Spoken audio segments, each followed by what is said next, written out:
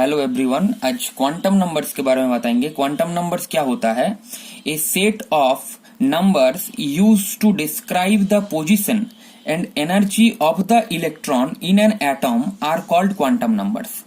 मतलब एक इलेक्ट्रॉन का मतलब सारे इंफॉर्मेशन डिस्क्राइब करने के लिए, एटॉम में जो इलेक्ट्रॉन का सारे इंफॉर्मेशन डिस्क्राइब करने के लिए एक क्वांटम नंबर्स का यूज होता है।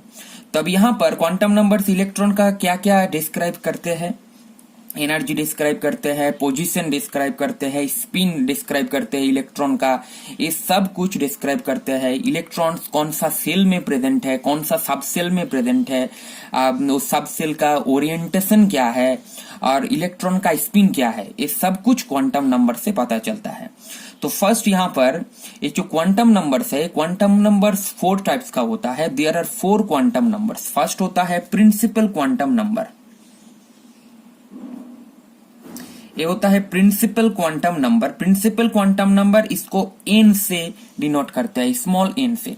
प्रिंसिपल क्वांटम नंबर से क्या पता चलता है? इलेक्ट्रॉन कौन सा सेल में प्रेजेंट है, इलेक्ट्रॉन कौन सा सेल में प्रेजेंट है। जैसे कि के सेल है, के सेल है, के एल सेल है, एम सेल है, एन सेल है। ये जो सेल है, सेल के बारे में पता चलता है प्रिंसिपल क्वांटम नंबर से। अगर के सेल है तो इसका एक न्यूमेरिकल वैल्यू होता है, वो प्रिंसिपल क्वांटम नंबर का एक न्यूमेरिकल वैल्यू होता है। के सेल के लिए वो होता है 1, एल सेल के लिए होता है प्रिंसिपल क्वांटम नंबर का वैल्यू 2, एन सेल के लिए, एम सेल के लिए होता है 3 और एन सेल के लिए होता है 4, उसके बाद 5, ऐसे करके होता है। तो प्रिंसिपल क्वांटम नंबर से सेल के बारे में पता चलता है वो कौन सा सेल है।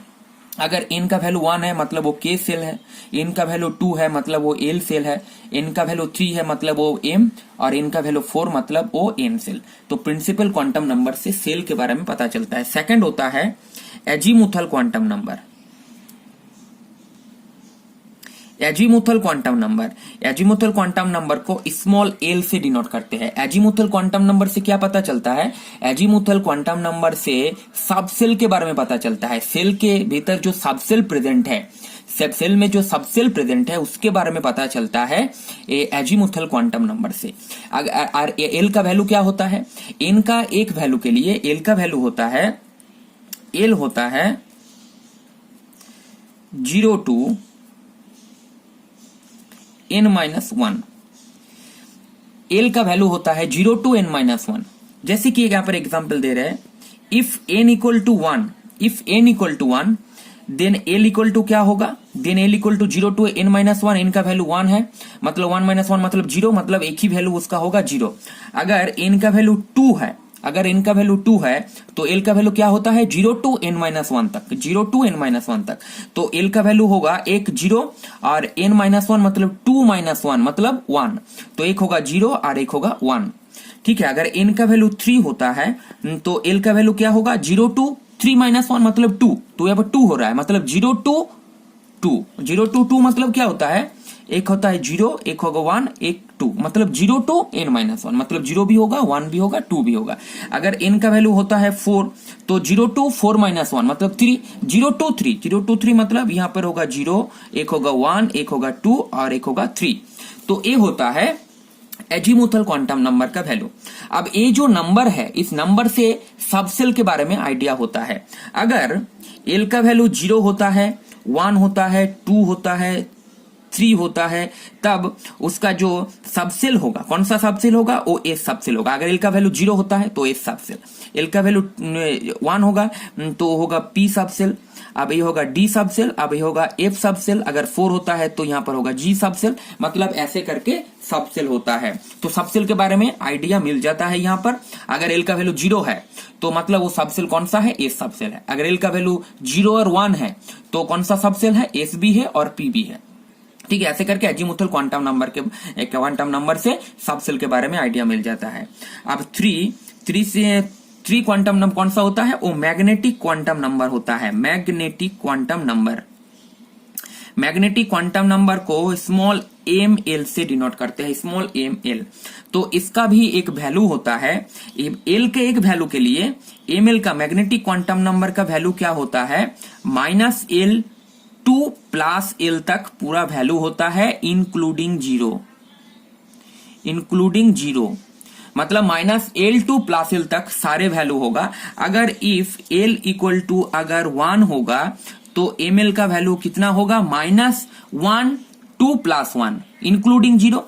तो -1 2 + 1, एल का वैल्यू 1 है तो -1 इंक्लूडिंग जीरो, मतलब -1 यहां पर इंक्लूड करना है जीरो, उसके बाद +1।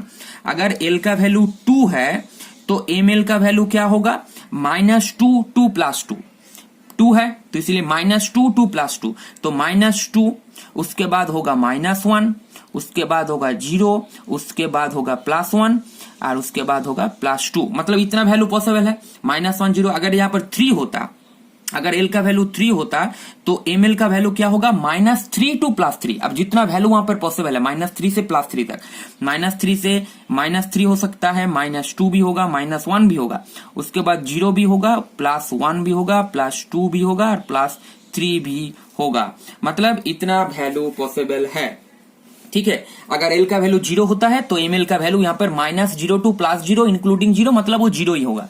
ठीक है, तो a magnetic quantum number. Magnetic quantum नंबर से क्या पता चलता है, मैग्नेटिक क्वांटम नंबर से पता चलता है जो सबसेल का जो ओरिएंटेशन है, ओरिएंटेशन 3D ओरिएंटेशन के बारे में पता चलता है। मतलब ए इसका ओरिएंटेशन होगा x axis, y axis, z axis के अलोंग इसका ओरिएंटेशन हो सकता है, मतलब ओरिएंटेशन के बारे में पता चलता है। अब उसके बाद एक होता है spin quantum number. Spin quantum number, अब स्पिन क्वांटम नंबर से क्या पता चलता है, इसको एस से डिनोट करते हैं, एस से। तो अब देखिए एम एल का एक वैल्यू के लिए एस का 2 वैल्यू होता है, एस का 2 वैल्यू होगा, एक +1 और एक होगा -1, मतलब जो इलेक्ट्रॉन का जो रोटेशन है, एटॉम में जो इलेक्ट्रॉन का रोटेशन होता है वो क्लॉकवाइज डायरेक्शन भी रोटेट कर सकता है, वो एंटी क्लॉकवाइज डायरेक्शन भी उसका रोटेशन पॉसिबल है।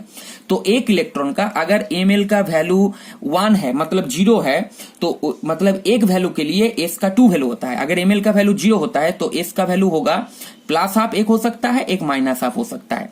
अगर एम एल का वैल्यू 3 है, 3 मतलब -1, एक 0 और एक +1, तो एस का वैल्यू वहां पर कितना होगा, मतलब एक वैल्यू के लिए 2 वैल्यू, मतलब यहां पर होगा +1 और एक होगा -1, एक हो गया, और एक होगा +1 और एक होगा -1 और एक होगा +1 और एक होगा -1, मतलब ऐसे करके, मतलब एक वैल्यू के लिए 2 वैल्यू होता है। तो यहां पर हम दिखाते हैं, एक एग्जांपल दिखाते हैं, उससे समझ में आ जाएगा।